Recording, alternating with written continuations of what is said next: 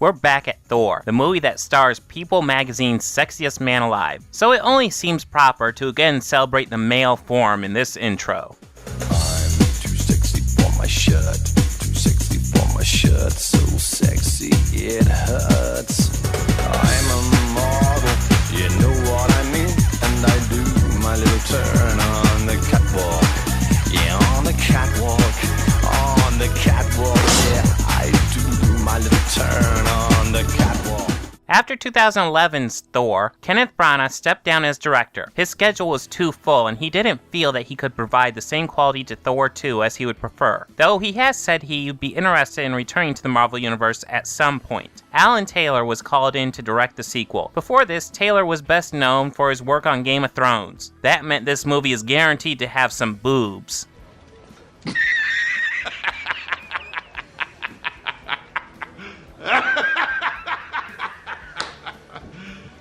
You serious? It was widely reported that Thor: The Dark World would be Marvel's largest film in scope, not titled The Avengers. That sounded awesome to me. It would be great to see a more fully realized fantasy universe that the original Thor only hinted at. Of course, this comes with some problems, too.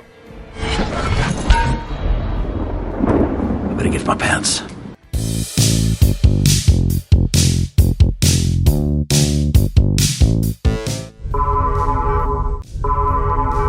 I can't believe I'm actually saying this, but this movie sets up a love triangle between Thor, Jane, and Lady Sif, and never does anything with it. Nothing out of order except your confused and distracted heart. This isn't about Jane Foster, Father. Human lives are fleeting, they're nothing. You'd be better served by what lies in front of you.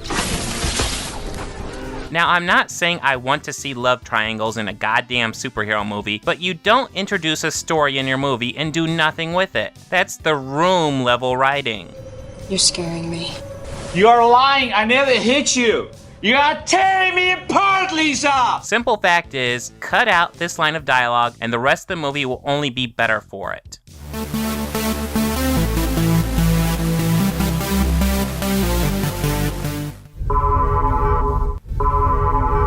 Post-credit scenes are something these movies have become really famous for. Not just Marvel Cinematic Universe movies, although they've become probably the most famous for them. Almost all comic book movies have some sort of scene in the middle or after the credits. Now, when the credits start rolling, however, the movie needs to be over and tell a complete story. The only purpose of a post-credit scene would be to give you hints or ideas about what future installments might have in store. Or, barring that, something fun and entertaining.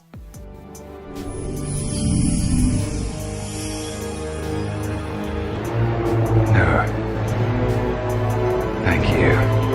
Did the editor get confused? The post-credit scene would work better at the end of the movie, and the end of the movie would work better as a post-credit scene. Wouldn't it be better to show the Loki reveal in the post-credit scene? If I were sitting in the theater and waited through the credits to see that, I think it was worth my time. Instead, we get Thor visiting Jane, a scene that actually, I think, should have been in the movie proper. It establishes that Thor is now with Jane, and not going to avoid her like he did after New York, that he is now fully invested in this relationship. The Loki scene doesn't need to be established in this movie, since he'll have to be reintroduced in the next one. After all, Thor needs to learn this at some point. Essentially, one of these scenes needs to be in the movie proper, and one doesn't, and they got them mixed up. I drifted.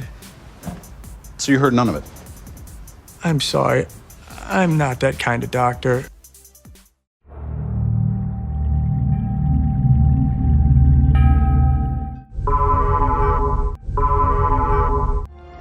Sire, the ether.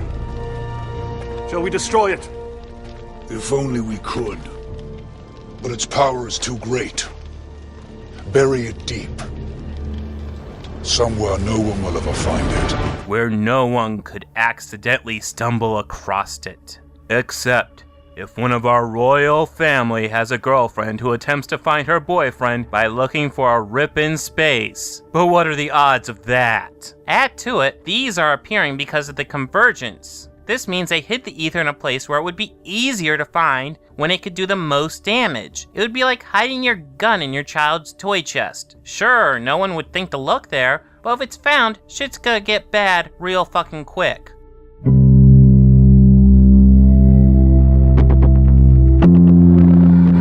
this movie abandons the fantasy elements that separated the first Thor film from other superhero movies. That movie kind of felt like a fantasy superhero movie, whereas this movie feels more like a sci-fi superhero movie. More like Iron Man or Man of Steel or Guardians of the Galaxy. Because being different is for suckers, I guess. Why did they ride on horses in the first movie if they have these cool mini-ships? And the scene where they examine Jane feels just like Tony doing his hologram shit. I know in the first movie they said this wasn't magic but super advanced technology, but I look at it and think of the Arthur C. Clarke quote, "Any sufficiently advanced technology is indistinguishable from magic." I felt like when I was watching the first movie that I was seeing technology so advanced that it appeared to be magic. Different from Stark's technology, which is greater than our understanding, but not drastically so. Hell, if we assume there is some glass in the middle of the room and that Tony is wearing special contact lenses, then this is possible at our technology level. This movie throws away the idea of super advanced technology for a more Stark level, which grounds our Asgard far more than it ever should be. That's a quantum field generator, isn't it? It's a soul forge. Does the soul forge transfer molecular energy from one place to another? Yes. Quantum field generator.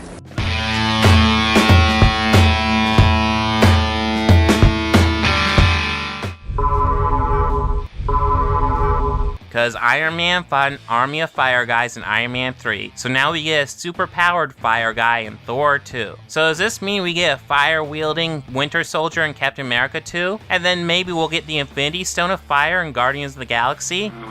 Fire is good. Fire is good. Yes, fire is our friend. Just hold it right there. Now, don't inhale until the tip glows.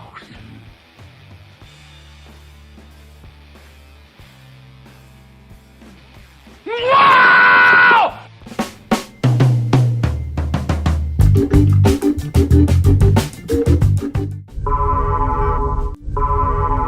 If evil had a flavor, and I think Hannibal Lecter would say it does, With some fava beans and a nice Chianti. Hannibal himself would be like a nice juicy steak. Loki would be ice cream. Then Malekith. Malekith is celery. And no, I'm not talking about celery with peanut butter or ranch dip, just plain, bland celery. If I were to rate the main villains from the MCU in order from best to worst, it would look like this. Obviously, Loki's the best. He's the only one who managed to be a villain in 2 MCU movies so far, and Tom Hiddleston's performance is great. I'll get more in-depth when I get to this movie, but I think I like this villain more than most. While The Incredible Hulk wasn't the best MCU movie by a long shot, they do make up for it by giving Hulk an awesome villain with the Abomination.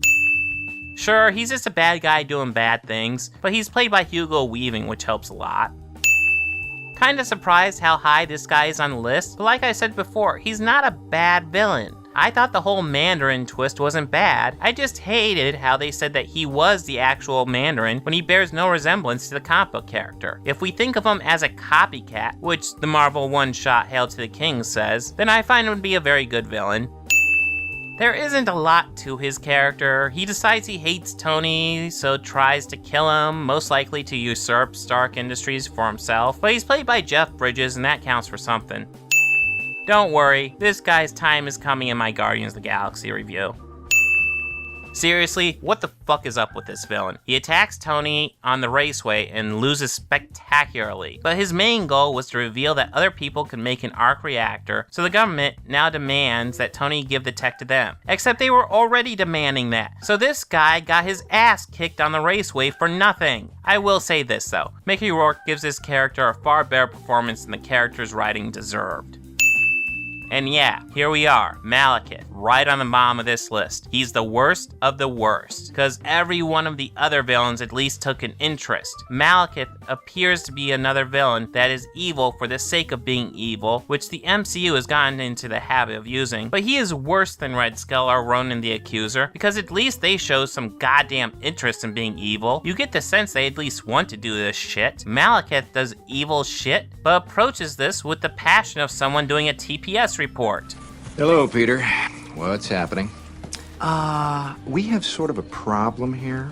Yeah, you apparently didn't put one of the new cover sheets on your TPS report. It's an even bigger letdown when I think about the fact that Malekith is played by Christopher Eccleston, one of the only doctors to play the character with a dark edge. The way he played the Doctor was always smiling and happy-go-lucky, but the more you saw, the more you realize it's a cover for the pain he's going through after the events of the Time War. I thought for sure if he could play a happy, smiling character with a dark edge, then surely he could play a dark character with a dark edge. Now, I don't know whose call it was to make Malekith so disinterested in bucking up Asgard or really doing anything, but they seriously screwed the pooch with this character. In the comic, he's another trickster, so they likely changed him so he wouldn't compete with Loki. But that seems like a missed opportunity. Have Loki be enlisted to help fight Malekith in an attempt to out-trick him. How awesome will it be to see two tricksters trying to outmaneuver each other? And even if they don't take that route, do something with him. Anything. Because this character is about as intriguing as watching grass grow. Does this movie suck? Meh. The movie does a great job of continuing the comedy of the first film.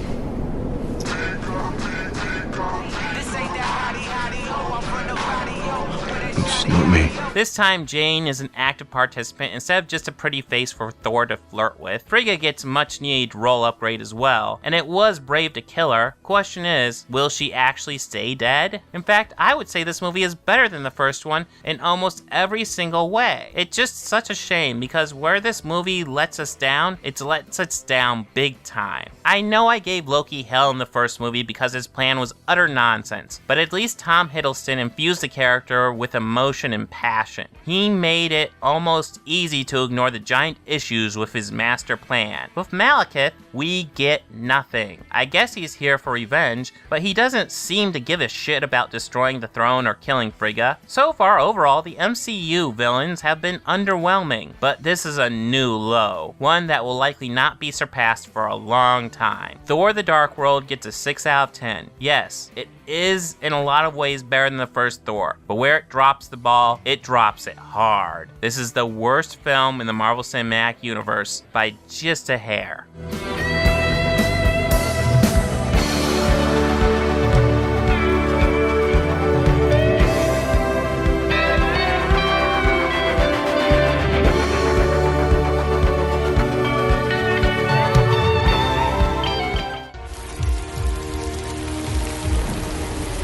I'm not the bad guy.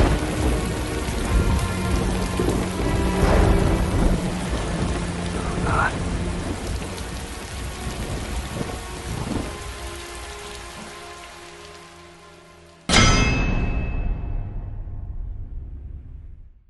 Hey, if you like this video, please make sure to hit that like button and go ahead and subscribe. That helps me out a lot. And if you really love this video, consider visiting my Patreon page. Every video I make takes conservatively an average of 1 hour per minute for me to produce. And the ad revenue on these videos does not give me a very large return. So if you go to my Patreon and only want to contribute $1, that's just fine. That helps me out a lot. I plan on adding some new rewards, such as DVD box sets of my videos, as well as t-shirts. If there's other rewards you'd like to see happen, please let me know. For more information, make sure to visit my Patreon page.